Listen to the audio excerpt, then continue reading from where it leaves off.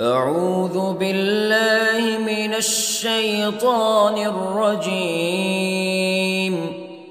بسم الله الرحمن الرحيم.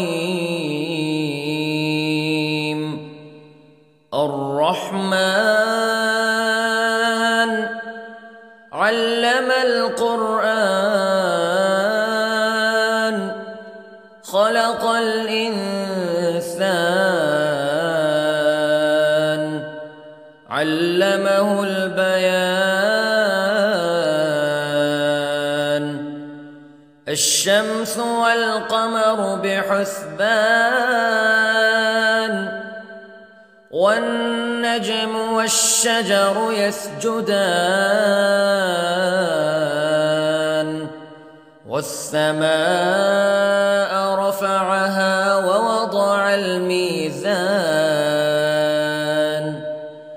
ألا تطغوا في الميزان وأقيموا الوزن بالقسط ولا تخسروا الميزان. والأرض وضعها للأنام فيها فاكهة والنخل ذات الأكمام والحب ذو العصف والريحان فبأي آلاء ربكما تكذبان. خلق الإنسان من صلصال كالفخار وخلق الجان من مارج من نار فبأي آلاء ربكما تكذبان. رب المشرقين ورب المغربين فبأي آلاء ربكما تكذبان. مرج البحرين يلتقيان بينهما برزخ لا يبغيان فبأي آلاء ربكما تكذبان. يخرج منهما اللؤلؤ والمرجان فبأي آلاء ربكما تكذبان. وله الجوار المنشآت في البحر كالأعلام فبأي آلاء ربكما تكذبان. كل من عليها فان ويبقى وجه ربك ذو الجلال والإكرام فبأي آلاء ربكما تكذبان.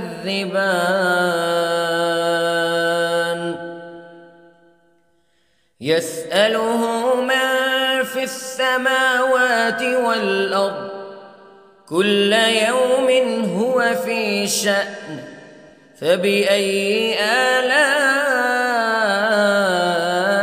ربكما تكذبان.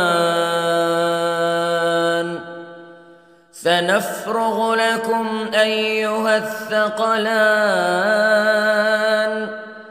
فبأي آلاء ربكما تكذبان.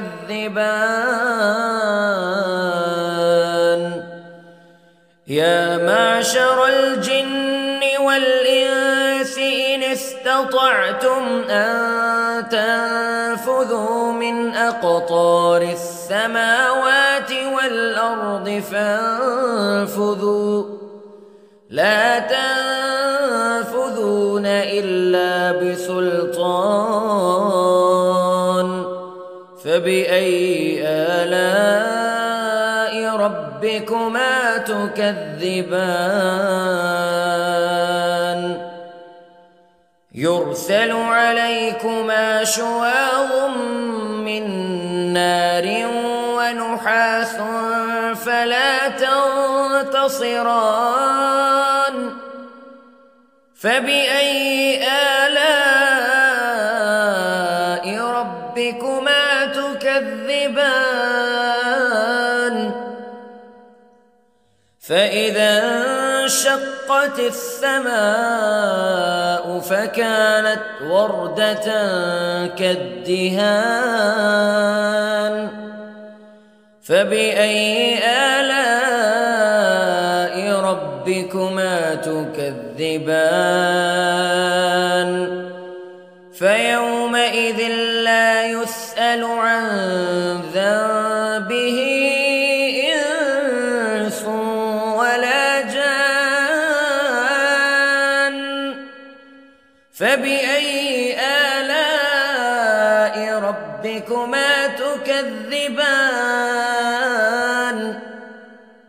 يعرف المجرمون بسيماهم فيؤخذ بالنواصي والأقدام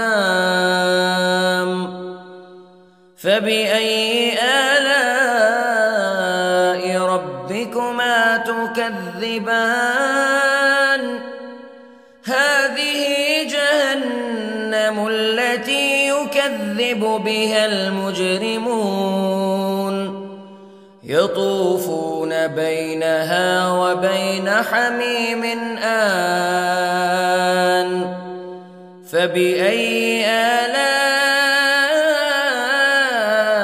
ربكما تكذبان ولمن خاف مقام ربه جنتان فبأي آلاء ربكما تكذبان ذواتا أفنان فبأي آلاء ربكما تكذبان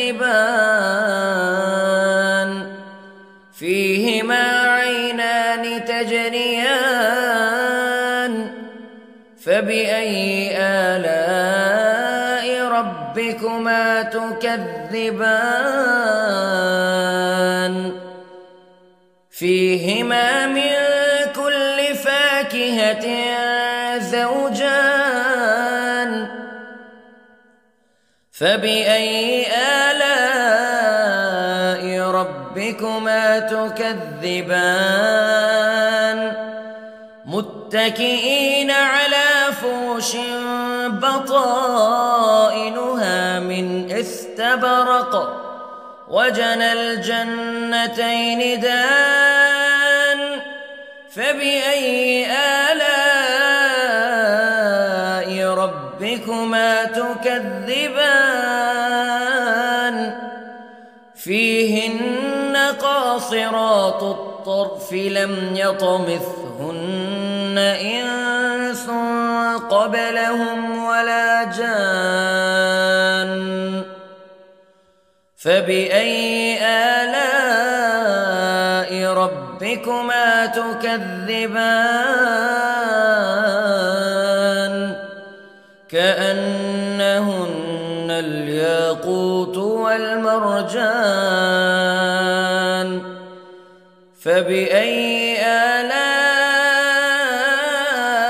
ربكما تكذبان هل جزاء الإحسان إلا الإحسان فبأي آلاء ربكما تكذبان ومن دونهما جنتان فبأي آلاء ربكما تكذبان مدهامتان فبأي آلاء ربكما تكذبان فيهما عينان نضاختان فبأي آلاء ربكما تكذبان فيهما فاكهة ونخل ورمان فبأي آلاء